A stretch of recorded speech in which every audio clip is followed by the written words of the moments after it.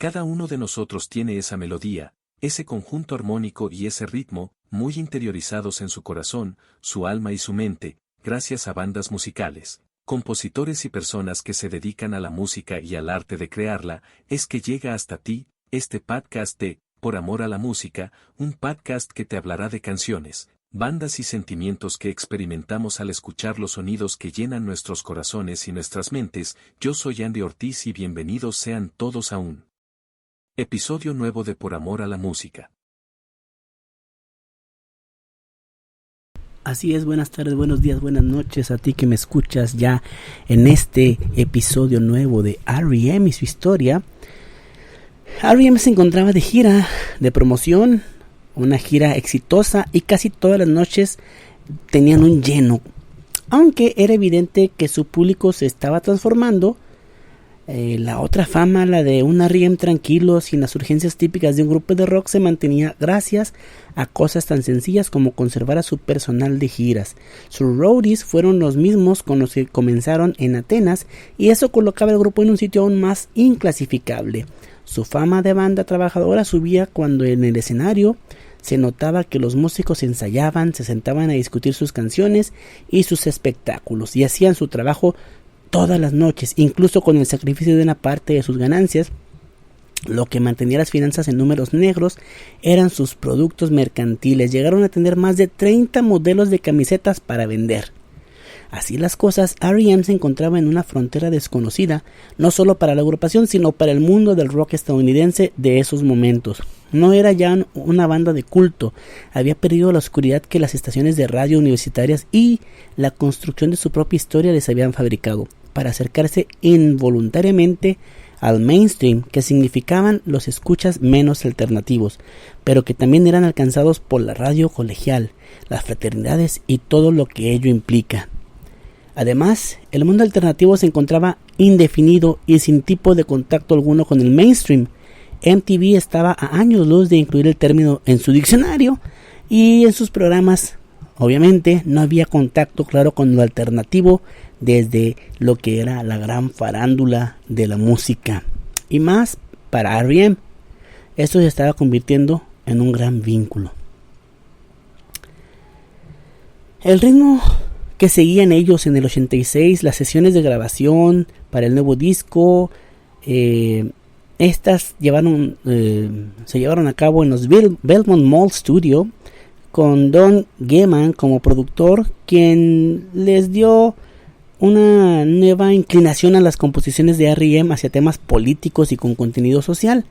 El método poco común, no solo en la época, sino también para muchas bandas, era simple pero difícil de comprender. Mike Smith, Bill Berry y Peter Buck escribían las partes de la canción que les correspondía. Las mezclaban luego y les daban a Michael Stipe la cinta para que él agregara las voces. Si la presión del disco anterior había sido mucha, ahora se agregaba una situación extra, las intenciones de hacer cosas fuera de R.E.M. por parte de los miembros del grupo. Berry manifestó su inquietud de producir para otros músicos y Stipe se lanzó como vocalista de los Golden Polominos en una gira por la costa oeste. Para cuando la gira de R.E.M. comenzó en septiembre de ese año, el Pageantry Tour, el grupo y muy en particular Michael Stipe tenían claro el rumbo y la historia que iban a contar ellos mismos. Al conjugar el golpe de sus nuevas letras que alcanzaban temas ambientalistas, Stipe comenzó a decir en sus entrevistas que no bebía, no fumaba, no veía televisión y que incluso no utilizaba la electricidad en su casa. Varios amigos pudieron confirmar después que efectivamente la electricidad que consumía servía apenas para mantener el refrigerador encendido. Poco después, ya en la gira, el cantante puso la cosa aún más intensa cuando en pleno escenario comenzó a hacer declaraciones políticas que, aunque eran un poco directas, podían muy bien ser entendidas por cualquiera con un mínimo de información política. La fama de R.E.M. en esos momentos puede medirse con una anécdota ocurrida en Burren Fowler, uno de los roadies del grupo y que entonces se describía como un guitarrista frustrado, aunque había actuado con R.E.M. como guitarrista de acompañamiento, inseguro de que R.E.M. lo contratara como músico emergente en caso de cualquier eventualidad.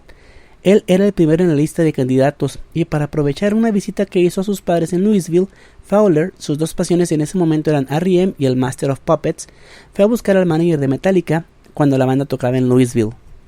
Fowler sabía que Metallica buscaba un guitarrista, roadie, y se hizo presente en el backstage para hablar 2 minutos con Kirk Hammett, quien lo comentó: ¿te gustaría trabajar para nosotros? Supe que R.E.M. estaba ofreciéndote algo similar, a lo que Fowler respondió que no había algo oficial. Hammett le enseñó a Fowler las 2 cintas de R.E.M. que llevaba consigo y le dijo: esta es la nueva onda, estoy bien clavado con ellos, si puedes conseguir un trabajo con R.E.M., tal vez deberías tratar de quedarte ahí. Fowler no se arrepentiría de haberse quedado con R.E.M. 5 semanas después de ese encuentro con Hammett, Metallica sufrió el accidente en el que Cliff Burton, su bajista, perdió la vida. Los seguidores de R.E.M. tuvieron una reacción muy extraña.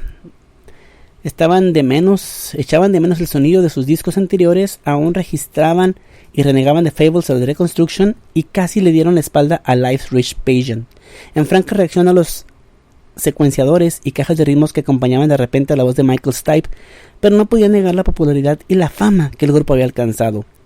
R.E.M., al igual que muchas bandas de lo que empezaba a llamarse alternativo, se rehusaba a hacer videos para cada uno de sus sencillos, o por lo menos a hacerlos de manera convencional.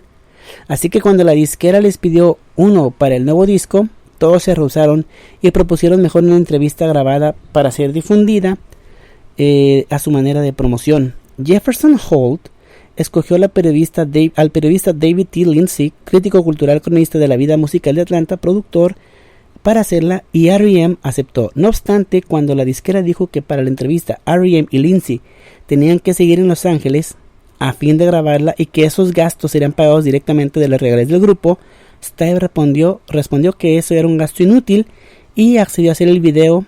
La canción escogida para eso fue Fall on Me, y Michael hizo el video en una cantera de piedra, hoy uno de los favoritos de sus seguidores. Con todos esos antecedentes, los fans de R.E.M.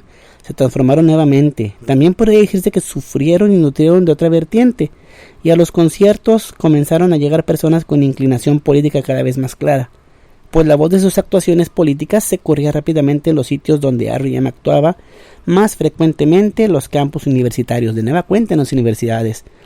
En esa gira, varios grupos estuvieron al lado de R.E.M.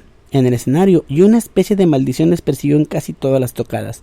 Las fallas con su sonido, la insistencia de las fallas llegó a tal nivel que resultaba excepcional verlos tocar sin que el sonido se derrumbara, y cuando eso ocurría convertían al concierto en una especie de experiencia distinta. Ya en 1986, R.E.M. compartió el escenario con el Guadalcanal Diary, Camper, Van Beethoven, Fletching Bones, Let's Active, Stipe y compañía. Estrenaron varias canciones que después entrarían en Document, su siguiente disco. R.E.M. entraba ya a la etapa en la cual la gente los esperaba en los lobbies de los hoteles para verlos pasar y tomarse fotos con ellos, aunque siempre el foco de atención era Michael Stipe, una clara y enorme señal de que el gran rompimiento hacia el estrellato real, el del dinero y los contratos millonarios, estaba a la vuelta de la esquina. Entonces, con esto, R.E.M. en el 87 comenzó el estreno de Athens, Georgia Inside Out, un documental que registra la erupción artística del área justo en esos años, y en palabras de sus propios protagonistas, R.E.M., al igual que B-52, Pylon Squads y Barbecue Killers, aparecían en la cinta y contribuyó con el soundtrack. En abril, el cuarteto lanzó Dead Letter Office, una compilación de lados B. Sin embargo, lo que los fans estaban esperando era el lanzamiento del nuevo material de la banda, que sucedió hasta agosto de ese año, llamado Document, producido por Scott Litt y R.E.M., grabado en marzo en el Sound Emporium de Nashville. Apareció finalmente en las tiendas de discos y en muy poco tiempo se convirtió en la puerta de entrada de la banda al verdadero mercado de masas, especialmente con el lanzamiento del sencillo The One I Love, con una versión en concierto de Maps and Legends del otro lado. Y sí, Document fue la puerta que colocó a R.E.M. en la carretera de lo masivo y lo ultra popular. La llave que abrió esa puerta fue precisamente The One I Love, una canción que, aunque sonaba completamente a R.E.M., dulcificaba el tono y se hacía más digerible. Sobre todo porque después de años la gente entendía que Michael Stipe cantaba Por ejemplo, la oscuridad empezaba a desvanecerse. Los críticos que hasta entonces habían ignorado a la banda finalmente abrieron los oídos a The One I Love y estaba de repente en las radios de toda la Unión Americana. R.E.M. hizo una gira de 3 semanas por Europa con Microwave a su lado, y a partir de ahí, en el posterior periodo, por los Estados Unidos. Comenzó a alejarse, a veces con ganas de hacerlo, de la gente que había estado con el grupo y que había ayudado a que salieran de Atenas y se volviera a la nueva sensación en la música popular de su país. La disquera IRS, que lo tomó desde el principio, ahora trataba a sus integrantes como a grandes estrellas de rock y no como a músicos que simplemente buscaban una vía de expresión. Ello provocó que en las giras mucha gente que antes no aparecía alrededor de R.E.M. estuviera dando vueltas por ahí y que aquellos que se sentían cercanos desaparecieran poco a poco. A veces por la presión del nuevo escenario en que se movía la banda, a veces por la decepción de verla transformada, sobreprotegida y acosada por las cadenas de televisión y las estaciones de radio. Fue en ese periodo en que R.E.M. y Michael Stipe en particular fueron tachados de déspotas e indiferentes con quienes antes habían tenido atenciones, y de comenzar a prestarle más atención a las ganancias que a la postura del grupo. Mientras las agrupaciones con los cuales compartían gira ganaban entre $500 y $1,000, R.E.M. se llevaba entre $10,000 y $30,000 cada noche, lo cual les garantizaban varios extras. La responsabilidad del éxito, esa presión que termina por desbordar a muchos grupos, se postaba en la cabeza de R.E.M. Y aunque sus miembros salieron bien librados del asunto, en el camino dejaron a periodistas, fotógrafos, amigos, colegas, para hacerse otros nuevos y constituirlos en el ascenso. Esto no era todo. Con Document prácticamente terminaba la cuota estipulada del contrato con IRS, y Warner estaba interesadísima en firmar a este nuevo fenómeno salido del underground, tanto que los ceros comenzaron a acumularse del cheque que la disquera extendía para traer a la banda. Entonces, aquí es cuando la historia de R.E.M. comienza a tomar otro giro. Ya ha tenido varios giros a lo largo de esta historia de R.E.M. En todos ellos hubo cambios, hubo gente que se fue, hubo gente que llegó, pero estaban cada vez más en el ojo de la prensa, no nada más de Atenas, no nada más de Georgia, sino ya en un gran sector de Estados Unidos, no nada más ya en las universidades. Y pues por ese mismo sentido, ese mismo hecho, fueron alejándose de la banda para ahora darle paso a también cambiar de disquera. IRS terminaría su contrato y Warner estaría al asedio de estos muchachos de Georgia Athens, que sabremos lo que sucede en el siguiente episodio. Nos vemos, espero que te esté gustando la historia de R.E.M. Continuamos mañana aquí en Por Amor a la Música. Recuerda suscribirte, darle like y compartir este podcast, que ahorita se trata solamente de R.E.M., pero que el tema va a ser también compartido con la playlist llamado Por Amor a la Música 2023 y Por Amor a la Música 2024, que espero que ya estés escuchando las canciones, porque después de ellas es de las que te estaré hablando. Disponibles en todas las plataformas digitales de música, y también si quieres escuchar a Stoic Minds, mi banda propia, con gusto, ahí búscale Stoic Minds y hay 2 álbumes en espera. Hasta luego.